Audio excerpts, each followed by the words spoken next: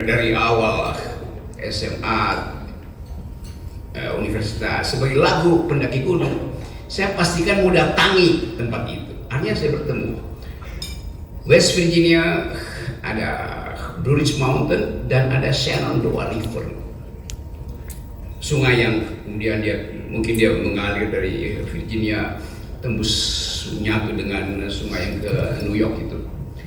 Jadi di situ saya mempelajari asal usul perbudakan di Amerika. Di situ pertama kali budak-budak itu dikumpulkan di sebuah port di pelabuhan sungai yang panjangnya mungkin 200 meter lebarnya itu. Di situ ada museum yang mengingatkan kita tentang manipulasi hak asasi manusia, tentang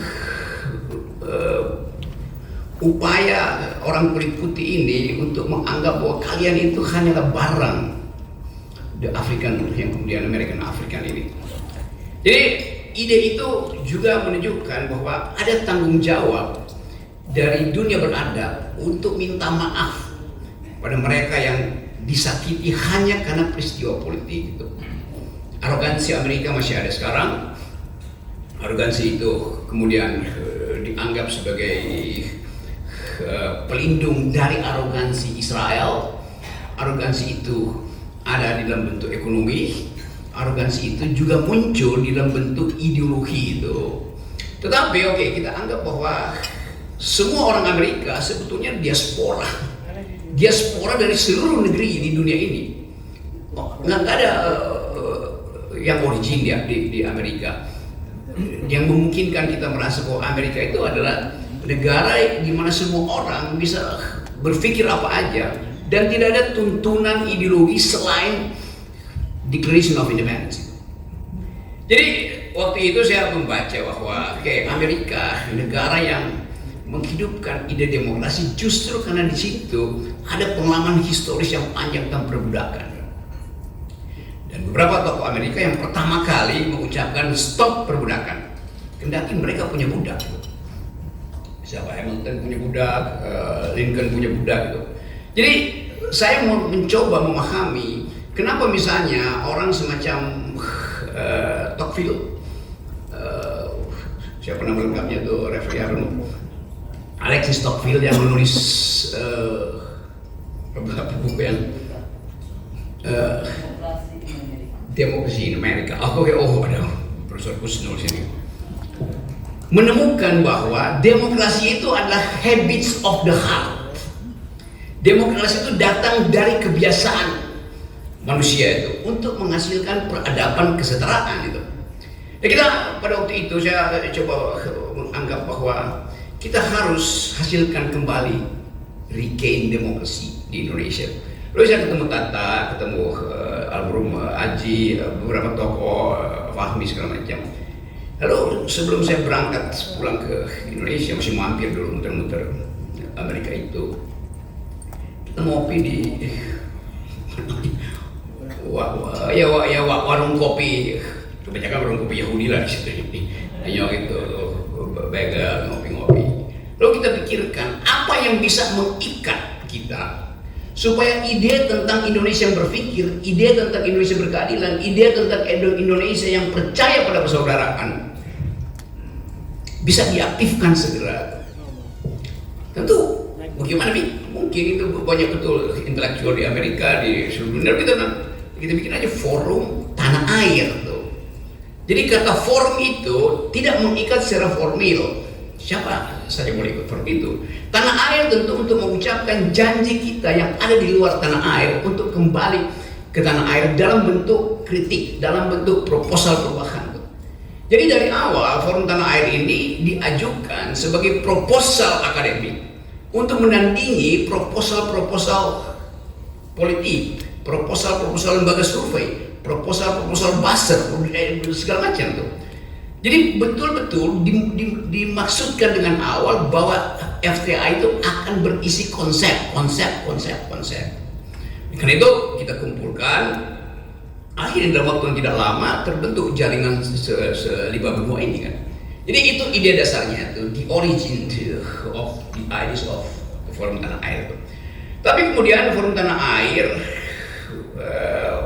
melihat bahwa ada hal yang lebih konkret yang mesti dilakukan, itu mengawasi kekuasaan. Jadi Anda lihat, bayangin, paradigmnya adalah IS, tetapi kebutuhan konkret kita ada mengawasi kekuasaan. Pada itu kekuasaan Jokowi. Jadi ide politik, daily politics, current politics akhirnya juga masuk menjadi kepentingan kita. Itu dasarnya tuh, supaya nggak ada lagi pertanyaan kenapa forum tanah air berpolitik, padahal idenya adalah desain konseptual. Kenapa forum tanah air dihasilkan justru dari Amerika, dianggap ini adalah bagian dari cawe-cawe kaum liberal atau libertarian, bukan. Jadi sebetulnya sejarah ini menunjukkan ada kepentingan dari teman-teman di luar negeri yang tidak mampu mengakses secara real time apa yang terjadi di Indonesia dalam bentuk gosip segala macam. Tapi kemudian ide yang hendak kita selundupkan ke Indonesia, ide yang hendak kita investasikan ke Indonesia itu tidak disukai oleh kekuasaan. Kan harusnya kekuasaan berterima kasih karena ada audit eksternal di dalam politik, itu dari luar. Mereka cuma ingin audit internal. Mereka yang belajar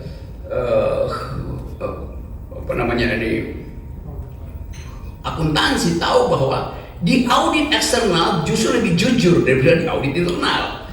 Jadi mestinya pemerintah menganggap bahwa forum tanah air ini ada sounding board yang memberi semacam kalau tentara bilang army readiness, kesiapsiagaan setiap saat, kan begitu maksudnya kan, ada istilah itu tuh.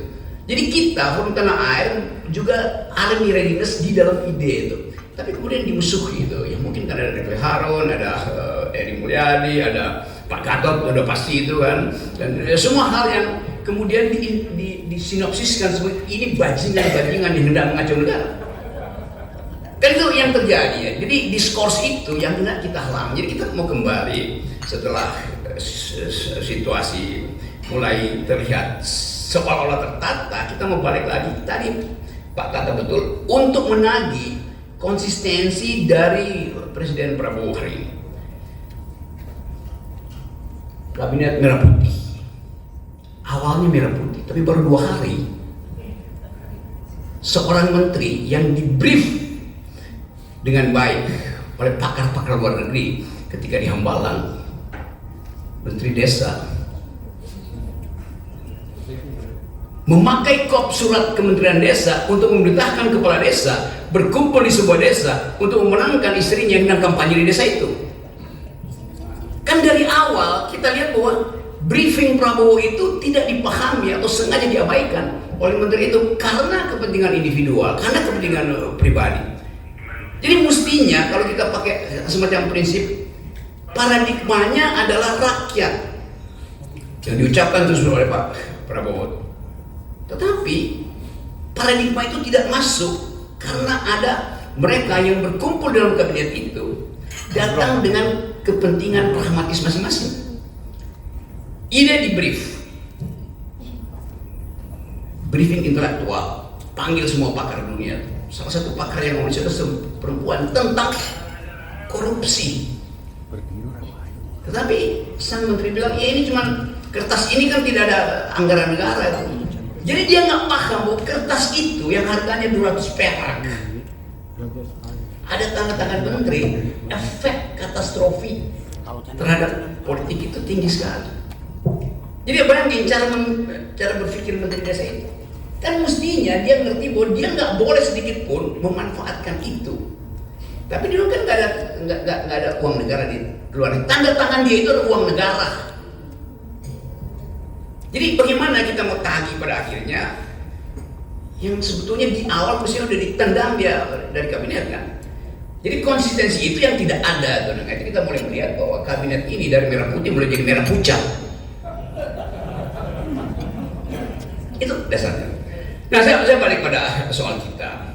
Kita mulai melihat bahwa kalau kita perhatikan dalam satu minggu ini, spot shot yang diberikan pada Prabowo itu sangat lebar besar. Artinya ada harapan dari rakyat. Bahkan Prabowo terbawa di dalam semacam megalomania bahwa dia akan berpihak pada rakyat. Dan mungkin juga Pak Prabowo merasa bahwa dia harus jadi sosialis pertama di Asia itu. Karena itu gabung dengan BRICS. Dia jadi sosialis pertama di Asia, karena itu makan siang harus ada di situ. Tapi tiba-tiba kepentingan rakyat itu dibatalkan oleh ide beliau lagi yang saya dengar di Twitter lewat Raja Antoni bahwa IKN itu akan diteruskan. Ya, orang yang belajar ekonomi tahu bahwa nggak di mana argumen kelayakan dari segi anggaran. Ambisi itu pasti dibatalkan oleh APBN. Nah, kita boleh berpikir bahwa yang tadi disinyalir oleh Pak Tata itu mulai ada blocking di dalam kabinet ini yang diarahkan secara sangat sublim oleh presiden sebelumnya. Kan mulai terbaca di situ bahwa ini kabinet yang sebetulnya diasuh secara remote control oleh Presiden Jokowi. Orang bertanya kan dia udah lengser, oh ya, tapi aparatnya masih ada di situ. Dan kemampuan Jokowi untuk menagih tukar tambah masih ada di situ. Walaupun kita tahu ya ini sebentar aja selesai sebenarnya, dan mungkin dalam 2 minggu ke depan pasti ada 2-3 menteri yang langsung di-reshuffle. Hitungan saya begitu, nggak usah selesai 2 minggu ke depan. Tapi itu adalah political issues. Kita mau bicara tentang ide, karena saya masuk pada apa sebetulnya yang harus dipegang sebagai mandat dari FTA. Kita mulai membaca ada konsep yang belum diutuhkan oleh pemerintah ini. Kalau kita bertanya 2045 itu Indonesia Emas isinya apa? Di dalam politik luar negeri apa artinya Indonesia Emas? Di dalam soal keadilan sosial apa artinya Indonesia Emas? Pilihan ekonominya seperti apa tuh? Kita nggak dapat ide itu tuh. Jadi tetap kita cuma dapat ide ya akan ditumpukan 8% ekonomi Indonesia. Oke, 8% itu artinya itu akan ada sektor yang tumbuh kira-kira 10-20%, ada sektor yang tumbuh 1%. Kan buat dapat rata-rata 8% mesti ada yang di-push ke atas kan. Jadi disparitas pasti akan terjadi itu. Ekonomi akan jadi panas. 8% kan itu, coba tanya Bapak Antoni, 8% artinya saya beli bajai dan lalu saya suruh ngebut di jalan tol 120 km per jam. Rontok mesinnya tuh. Benar Pak Antoni? Konsepnya. Belum lagi kita mau tagih konsep 8% itu, grossnya 8%, berapa persen ecological footprint yang disumbangkan oleh pabrik-pabrik yang akan mengoperasikan 8%? Berapa banyak deforestasi yang disebabkan oleh ambisi 8%? Berapa banyak tanah-tanah di pantai utara yang juga akan dikendalikan oleh oligarki itu yang diperjuangkan oleh Pak Said Didu. Jadi FTA akan menguji itu bukan karena kita cemburu atau dendam, tapi kita mau lihat kemasukakalan dari konsep 8%. Itu akan kita studi terus tuh. Kita mau lihat kemasukakalan dari proposal untuk menghidupkan kembali IKN. Nah, pada saatnya tuh. Yang paling penting kita tahu bahwa soal Indonesia ini yang diucapkan terus oleh Pak Prabowo ada soal pangan. Apakah pangan ini betul-betul didesain dalam upaya untuk mengatasi krisis pangan? Atau desain ini sebetulnya udah dibaca lebih awal oleh 2-3 orang yang menguasai ekspor pangan dan mulai menyodorkan sesuatu sebagai umpan untuk memperoleh kepentingan, keinginan di Papua, di Kalimantan. Jadi kasak kusuk ini soal pangan dan soal pertumbuhan ekonomi itu adalah hal yang akan kita riset terus. Kita tentu akan riset bagaimana kemungkinan terburuk kalau pembekalan, sebut aja pembekalan intelektual di Hambalang itu kita uji akibatnya apa? Coba kita kasih contoh, saya baca banyak tentang si John yang kasih pembekalan tentang politik luar negeri itu. Orang yang punya perspektif realis dalam studi politik internasional itu John Laslim dia itu. Kenapa John ini yang dipanggil untuk membekali menteri-menteri itu? Bukankah John ini adalah seorang yang pro perang, bukan pro damai? Sementara Indonesia adalah memilih untuk bahkan menjadi pasifis sebetulnya. Sementara metode yang diterangkan oleh narasumber ini adalah metode kaum realis, civis pacem parabellum. Kalau Anda ingin damai, bersiaplah untuk perang. Kan beda paradigmanya. Dan lebih dari itu, begitu diterangkan soal ekonomi oleh macam-macam dari 8 sesi itu, kita bertanya, ngerti nggak mereka yang di-brief di Hambalang dalam 2 hari?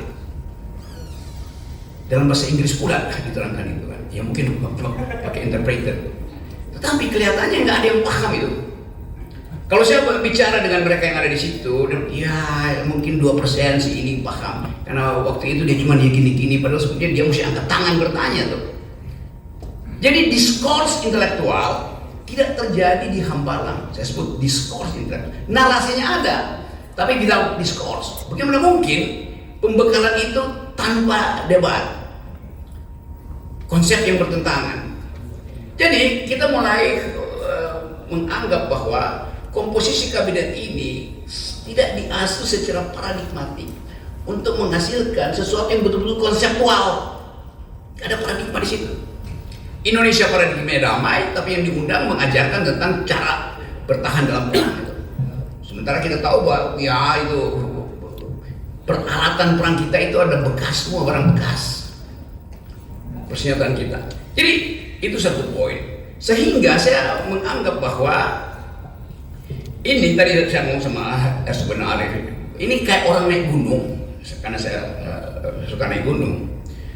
Itu berebut tiba di atas, padahal tendanya cuma satu. Hancur, kedinginan, segala macam. Ini kabinet yang berupaya untuk cepat-cepat tiba di puncak gunung dengan mengandalkan orang yang di depan itu bawa tenda 10, padahal tendanya cuma satu. Bagaimana mungkin bisa survive di dalam situasi turbulensi misalnya? Tapi oke, itu ide mereka. Kita kasih semacam dugaan awal bahwa akan ada krisis pertama, yaitu dari dalam bentuk organisasi sendiri.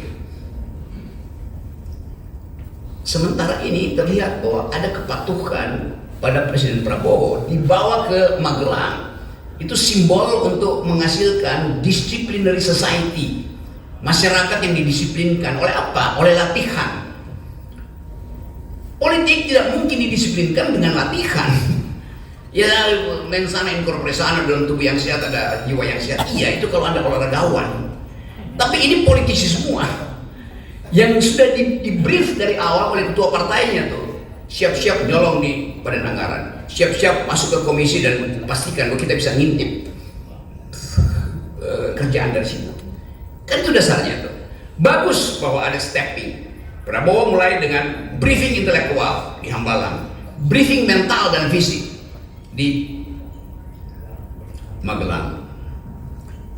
Lalu orang tiba pada pertanyaan, kalau sudah di-brief dengan baik, kenapa masih ada 1, 2, 3 menteri bahkan mulai menunjukkan vested interest sendiri? Jadi sekali lagi, poin-poin ini hendak kita dalilkan bahwa kita tahu apa yang terjadi. Tapi apa sekarang pertanyaan ini? Batas kemampuan FTA intervensi? Ya mungkin. Kita bukan kelompok penekan, kita bukan buzzer. Kita hanya mungkin bisa mengendalikan kalau kita bagian dari sistem itu. Kita di luar sistem itu. Bagaimana mengendalikan sesuatu yang kita ada di luar sistem itu?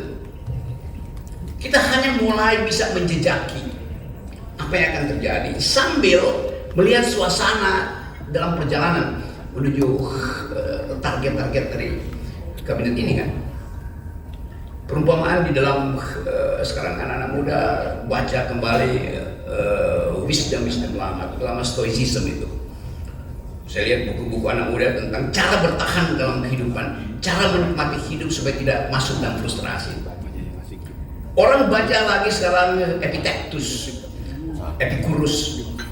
Mereka yang hidup 300-400 tahun sebelum Masehi mengajarkan banyak hal tentang cara bertahan. Satu waktu saya pergi ke Vietnam, masuk dan di perbatasan Kampuchea Vietnam itu, lalu bertemu di Museum Ho Chi Minh di Vietnam, di Hanoi. Di museum itu, di samping mausoleum Ho Chi Minh, ada museum kecil di situ tentang sejarah pemikiran Ho Chi Minh di dalam era pertarungan ideologi dunia. Bayangkan, saya dapat di situ foto seseorang Indonesia namanya Tan Malaka lagi berdebat dengan pemimpin Partai Komunis Italia, Antonio Gramsci, tentang prinsip-prinsip sosialisme itu tahun 30-an.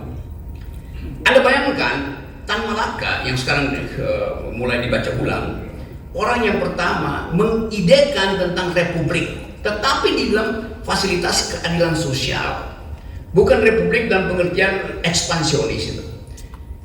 Kita punya banyak ide semacam itu untuk mengatakan bahwa Forum Tanah Air adalah keinginan untuk bring republic into the sphere of the public itu.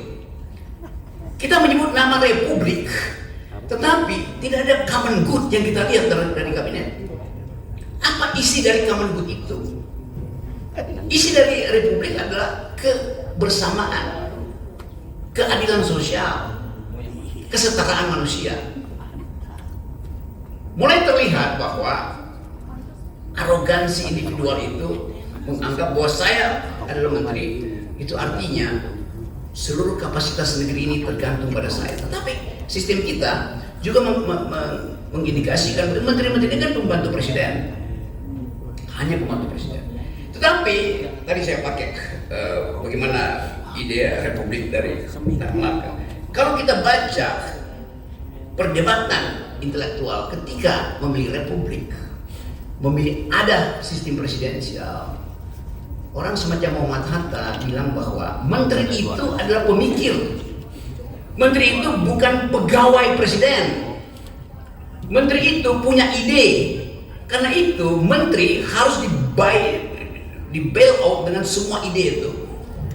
Jadi sebetulnya dari awal menteri itu otonom untuk menghasilkan pikiran.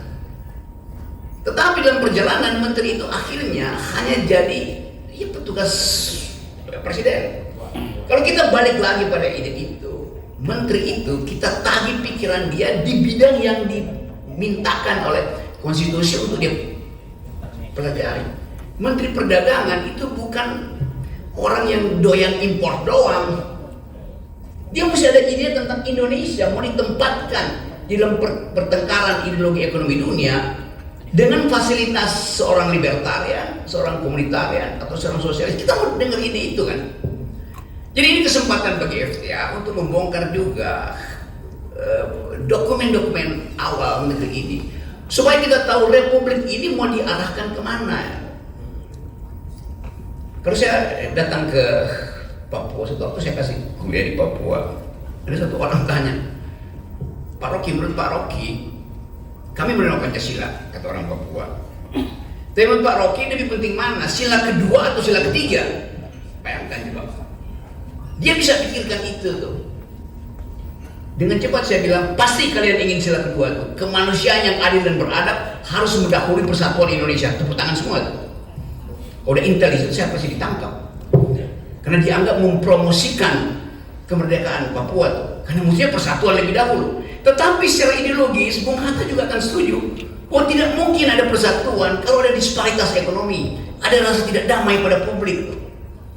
Jadi kita mau bongkar itu. Jadi saya ingin supaya Forum Tanah Air jadi tempat untuk membicarakan ulang the idea of republic di dalam sejarah perjuangan. Itu yang hilang. Itu yang menyebabkan anak-anak sekarang itu, anak-anak muda itu menganggap ya republik iya. Ada seorang pelajar di Turki, satu waktu saya kasih kuliah di Turki. Dia angkat tangan, dia tanya, kita republik, benar, respublika ada, tapi yang diurus adalah kepentingan privat. Jadi bayangkan anak muda ini mulai memikirkan, loh katanya republik. Terus dia bilang, saya nggak mau pulang selama republik itu tidak mengurus respublika. Kenapa kamu nggak mau pulang? Dia bilang, saya baru lulus PhD, dapat beasiswa dari negara, saya malu kalau saya nggak pulang. Artinya saya nyolong. Tapi saya tanya, kenapa kamu mau pulang? Kalau saya pulang Pak, dengan pangkat sekarang doktor, saya akan kembali pada bos saya yang setiap hari suruh saya markup anggaran. Is it the kind of republics? Jadi anak-anak muda ini juga mulai cemas melihat bahwa mereka tahu, akhirnya mereka mulai membaca sejarah pembentukan republik. Jadi Forum Tanah Air di dalam keadaan diasporik akan mengupayakan ada jaringan diaspora yang hendak mengembalikan pikiran di dalam pertengkaran politik. Pikiran di dalam pertengkaran politik. Sama seperti ketika negara ini dibangun, ada pertengkaran politik di konstituan 3 bulan terus berpikir tentang ini. Sekarang ada kesempatan bahwa dunia diancam oleh perang dunia ketiga. Ekonomi mulai mengalami ketidakmampuan untuk mengambil sikap misalnya bahwa kita mau pro growth di dunia itu atau pro human solidarity. Kita tahu bahwa dunia ini sekarang isunya kan biasalah, isu cuma global security adalah isu bersama kita, environmental ethics adalah isu bersama kita, karena kita nggak bicara lagi NKRI harga mati. Ini planet harga mati itu yang jadi isu dunia. Yang ketiga human solidarity. Jadi kalau FTA mulai untuk menuntun negeri ini dengan 3 isu itu, global security, banyak pakar di sini, environmental ethics, berlimpah pikiran tentang krisis lingkungan, dan human solidarity. 3 ide ini akan comply dengan ide-ide dunia. Jadi seterusnya nanti mewakili FTA, saya ingin teman-teman bantu kita untuk secara intensif membicarakan 3 isu ini. 1, global security, karena kita akan terlibat mau tidak mau di dalam pertandingan global. Environmental ethics, karena tutupan hijau kita itu berkurang. Walaupun gengnya Jokowi bantah tuh, Rocky Gerung itu bohong tuh. Tutupan hijau kita justru bertambah kok, nggak ada deforestasi. Dia saja dari drone, hijaunya tambah. Saya bilang iya.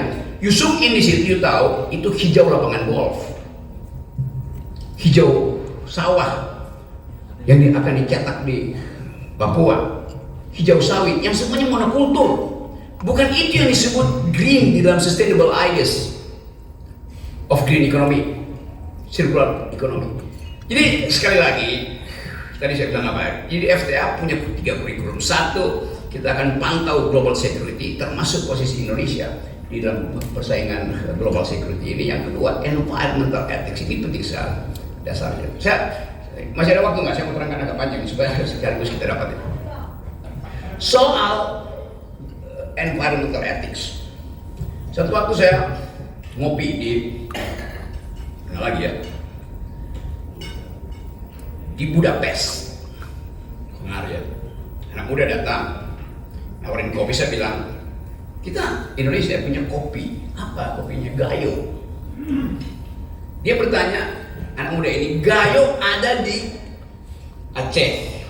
Dia Google, lalu dia tanya, kopi yang Anda unggulkan itu ditanam di bukit nomor berapa? Panik saya. Dia tahu bukit-bukit itu, karena udah dipetakan bukit 1, 2, 3, 4. Dia bisa tunjukkan, iya ini kopi yang enak, tetapi kira-kira 6 bulan lalu bukit itu masih hutan. Kenapa sekarang jadi kebun kopi?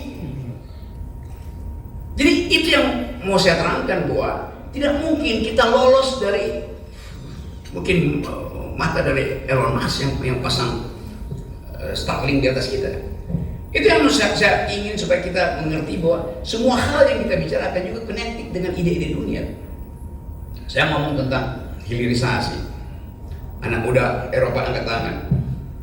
Memang ada hilirisasi, energi di hilir itu bagus. Tapi problemnya bukan apa yang ada di hilir, tapi yang ada di hulu. Apa yang ada di hulu? Kotor secara politik, bersih secara hilir, kotor secara politik. Dan itu juga yang diiakan oleh Hasyim Johari Kusumo kemarin, bahwa 10 orang Indonesia itu menguasai industri hulu itu tanpa ada persaingan di dalam lelang yang masuk akal. Jadi ada monopoli di hulu itu bagi orang Eropa, itu anak-anak muda Eropa terutama, itu aja kotor secara politik karena cuma ada 4-5 pemain nikel. Jadi kita mesti lihat cara berpikir baru itu, bahwa orang nggak persoalkan energinya bersih, tetapi diperoleh dengan cara bersih apa tidak. Jadi FTA karena ini adalah diaspora, ada di mana-mana di 5 benua.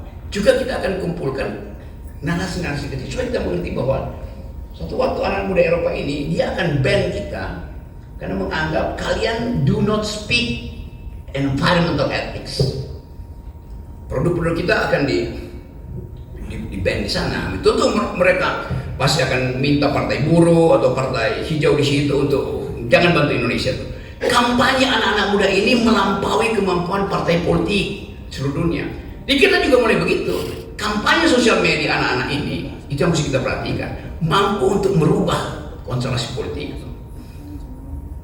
Viral semua. Jadi suara anak muda ini juga akan jadi perhatian FTA bahwa mereka lah yang memang berhak untuk menghasilkan masa depan. Dan bagi kita yang ada di sini sekarang, kita ingin diingatkan bahwa yang kita sebut sebagai kabinet hari ini sebetulnya itu hanya semacam kompilasi dari bermacam nada tanpa partitur tunggal gitu. Di kemampuan itu yang saya kira kita bisa bicarakan hari ini. Tentu kita akan masih bahas hal-hal yang lebih teknis, tapi saya ingin FTA itu mengucapkan the politics of hope. Di belakang kita ada politics of memory. Dan supaya kita tidak terjebak pada seolah-olah kita paham semua hal, padahal sebetulnya hanya karena kita tidak ada di dalam kesempatan untuk ada dalam kekuasaan bukan tidak berarti kita tidak boleh memantau kekuasaan itu. Tadi saya masih pakai teori